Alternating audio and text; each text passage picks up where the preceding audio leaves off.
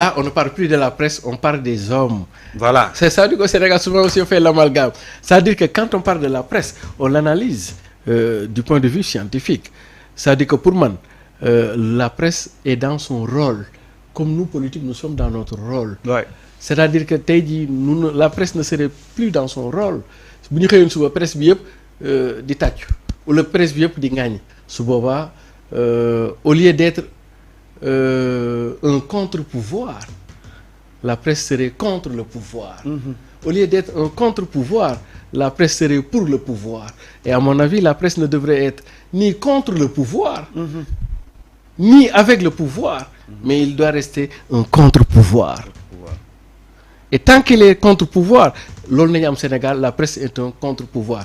Maintenant boo génnee presse nag nga dugg les identités remarquables. Ça c'est un autre beneen logique débat la ah on rentre maintenant dans les identités remarquables. Madiambal Diagne. Mais c'est que en fait le problème mooy tey xamuñu Madiambal homme d'affaires. Très bien. xamuñu Madiambal patron de presse. Presse absolument. xamuñu Bougane homme d'affaires. Absolument. xamuñu Bougane patron de presse. moo tax ma ne la soo ko bëggee analyser foog nga sérieux ko nga génne la presse nii après na nga génne les identités remarquables. Et en sortant les identités remarquables on les analyse au cas par cas. Si c'est le Madiambal journaliste patron de presse c'est l'entreprise de presse. Si c'est le Madiambal politique parce qu'il est aussi politique. Il est politique. Ouais, il est très politique aussi. Il soutient le camp de Amadou Ba. Mais kay tey nan lañ mën a analyser tey. Voilà, le cas de Madiambal et le cas de Bougane Gueye Dany. Madiambal moom dama koy leb ba beneen yoon mais Bougane moom mën naa la ci waxal dara. waaw mais la waaj a doon wax dama koy leb ba beneen quoi pour le cas de Madiambal mais en fait pour le cas de Bougane. Je pense que c'est la dernière question grand. Ouais. Ouais, tout à fait. Pour le cas de Bougane dama bëggoon profité su ma ko mayee may naa la ko. waxtaan ak président Bougane. Parce que moom ci ñun la bokk en fait. Mais dafa am ay incompréhension. ak ay réeroo. yu jaar suñu diggante. yaa ak moom. non moom ak le mouvement révolutionnaire. waaw. Parce que su ngeen xoolee bu baax l'un des premiers à faire face à Macky Sall. ci opposition bi c'est bien Bougane. waaw bu ngeen koy fàttaliku. ba ngeen créé. Il a opposé Macky durant même son premier mandat. Ce qui était à mon avis une erreur stratégique. Un pouvoir qui vient d'arriver da nga koy bàyyi quoi. ba peut-être deuxième mandat bi sax nga opposé mais sinon après surtout nos démocraties ici à l'africaine ci la commencé am problème am yi d'ailleurs avec ces Johnny et cetera. Parce que fii les gars ne sont pas élégants en politique. Tout à fait. comprendre nga. dañu lay song ci yeneen affaires yoo xam ne utewul ak dara ak politique. faagaagal la. Hélas noonu la fa demee ci lay ñàkkee yenn affaires yi kon donc Bougane a été au cœur de toutes les luttes que nous avons eu à mener dans le cadre du mouvement révolutionnaire, je veux dire de l'opposition globale. Mais comme disait Djiboka, en politique, toute erreur se paye cash. Bi ñuy monté Yewwi Askan Wi, il avait disons, peut-être il avait fait une erreur, ça s'est payé cash. Mooy moom normalement bokkoon Yewwi Askan Wi mairie Sacré-Cœur mënoon na ko jël. ca la ñëwee di wax ay problème ay couleur et cetera. Deuxièmement mooy lii nii mujjee xew élection présidentielle yi c'était clair que le mouvement révolutionnaire allait arriver au pouvoir. Politique nag des fois di nga def des mauvais choix mais il faut savoir toujours repartir. Président Bougane man mi dal na ma parce que man à un certain moment j'ai cheminé avec Serigne Mboup même si Serigne Mboup appartenait à l'opposition. Mais ba la cay xew ca ma xam ne fii du sama place ma dellu ci mouvement révolutionnaire bi si surtout le leader du mouvement révolutionnaire mooy kii bi. Et donc pour man ma plus grande fierté c'est de travailler à des retrouvailles entre le président Bougane Gueye et le mouvement révolutionnaire. J'allais même dire le président Bougane Gueye et la tête de file ou le fer de lance du mouvement révolutionnaire, ça veut dire le PASTEF. Parce que ñoo bokk yoon ñoo bokk fu ñu jëm. même bu fekkee suñu yoon yi dañoo wute mais ñoo bokk fu ñu jëm ndax guddi li Bombardier doon wax mbuur guddi mbuur et ay nit nag bu fekkee yéen a bokk fa ngeen jëm yoon yi mën naa wuute de mais yàgg da ngeen daje.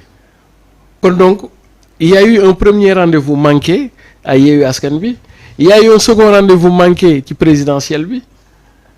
mais est-ce que finalement. non moom lay wax ni. mais est-ce que c'est un président Bougane non il s'agit pas de l'analyse sous forme de bon ça veut dire que man góorgóorlu yi ñun góorgóorlu yi le mouvement révolutionnaire ñi ngi lay ñaan su mënee nekk que ne ratons pas vous et nous le troisième rendez-vous et que yow sa place ce n'est pas dans l'opposition.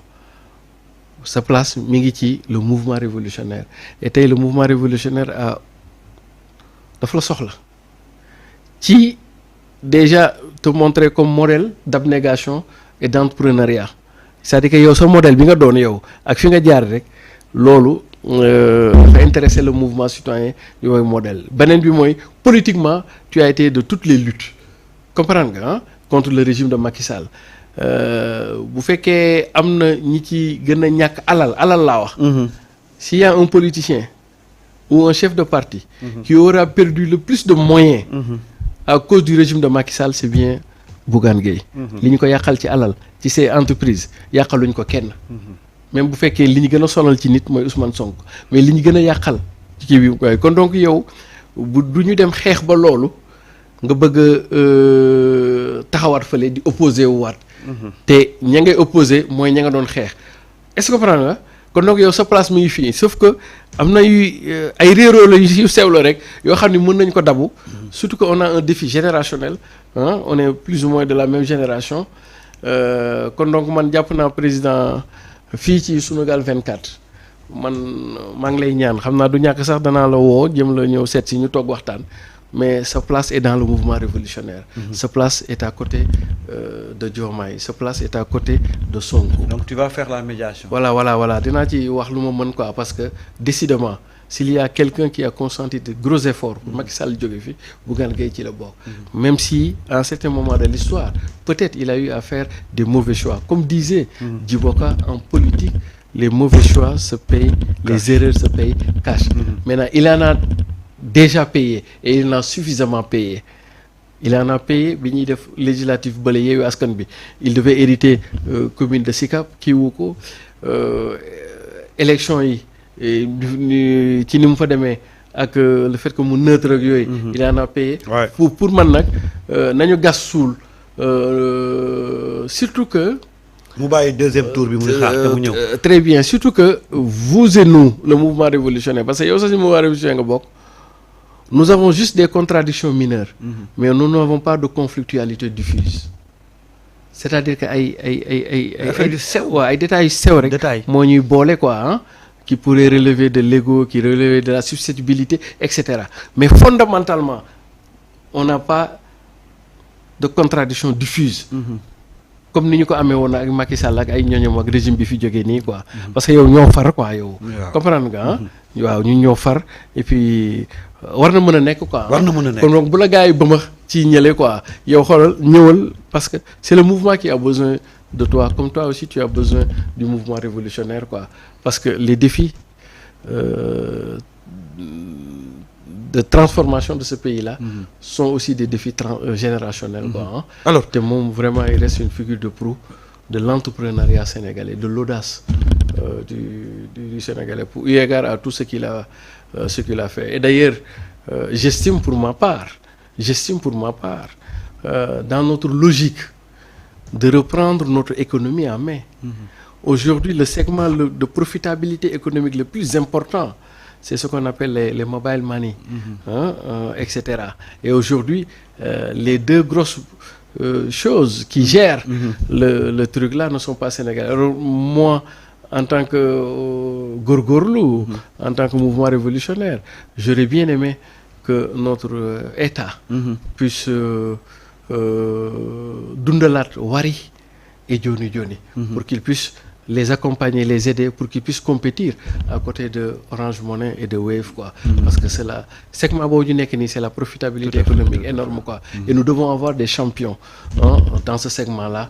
Et l'expérience bi Wari Amon ak Joni Joni Amon, Macky Sall yàqoko, léegi Macky Sall jóge na fi. Ñun ñëw nañ ko, war nañ ko mën a defaraat pour l'intérêt exclusif de ce pays-là. C'est pour ça que, par exemple, je dis, Bougane, ta place est ici, mais non pas de l'autre côté, quoi. C'est eux qui ont saboté tous les business. Si tu traverses des situations difficiles, c'est pas à cause de nous, mais c'est à cause d'eux.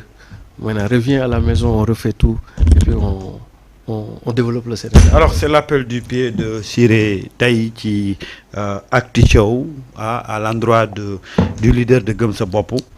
mu del si waat quoi ci mouvement révolutionnaire bi. Alors Siré, c'est toujours un plaisir de te recevoir sur ce plateau. xam naa ne tey moom sonn nga trop. ouais non mais grawul ma ci jégalu bu baax a baax c'est un plaisir. alors ma bàyyi la nga tàggatoo si. waaw di gërëm sénégalais yëpp di jégalu rek. ci lépp lu ñu fi wax et qui relèverait de tooñ ou bien bon qui dérange des gens. Donc ñu ngi jégalu ñëpp quoi di attirer aussi attention surtout ministre du transport. Notre camarade El Malick, mais di attirer attention président Bassirou Diomaye Faye, mais aussi premier ministre Ousmane Sonko. Gis nga grand boo jëlee yoonu Pikine bi. waaw di dem ba côté Foire. Des fois nga dem ba ci VDN bi. di interpeller gendarmerie dafa am camion yoo xam ni. dañuy yeb béton chauffé. te bu ñu koy transporter day am lu ci bari duy tuuru ci tali bi te loolu bu tuuroo ci tali bi après day nekk benn dànk boo xam ni. béton la quoi. yàq na tali bi yëpp boo demee Cambérène 3 booy dem Pikine. booy dem Foire bi camions yi bu ñuy dawal dañuy tuur rek. te fu ñu tuur au bout de 10 minutes bu ko ngelaw li ëffee rek day nekk béton quoi béton.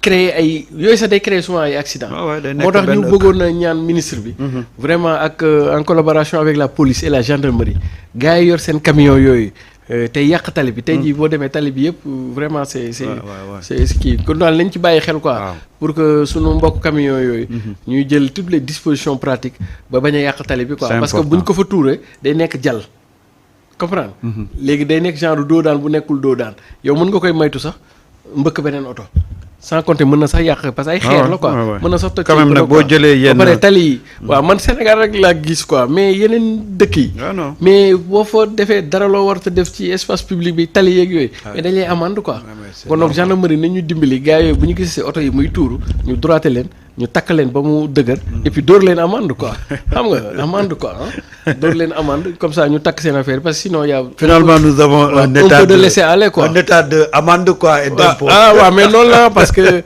nit ñi boo leen bëggee xam nga tubaab moo ñu gën a xamadi ñun tubaab yaruwut mais dañ ko yar xam na nañ ko yare amende rek waaw par la poche ci nañ leen yare mais tubaab ñun ñoo gën a yaru moo ñu gën a xamadi mais boo demee seen dëkk yi ñëpp a yaru xam nga lu tax parce que boo deful loo war a def tu le payes cher ci sa monnaie mujj gi dañuy mujj yaru ñun tamit foog ñu dem foofu boo defee loo war a def baax na boo deful loo war a def ñu nga fay merci kon nag gars yi noonu lañ koy dégg waaw alors Siré merci beaucoup ñu ngi woon ci seen émission Actu Show ni ñu koy defee saa su nekk chaque mardi di ci profito di jaajëfal nga xam ne moom mooy El Hadj Ibrahima Diaw nekk ca Zac Mbao moom it nekk fidèle auditeur téléspectateur moom mooy wax sax bi may ñëw ne ma soo demee nga ni Siré moom rek laay suivre quoi El Hadj Ibrahima Diaw il est de Zac Mbao quoi sànq rek mu may envoyé message ne ma bul fàtte yi sama waaw Ibrahima maa ngi siyaar bu baax waaye Ibrahima dama koy suivre jaajëf également Pape Kébé mu ngi dëkk Ngor Almadi waaw Ngor Almadi sama gars yi Mouhamadou Kébé mu ne ma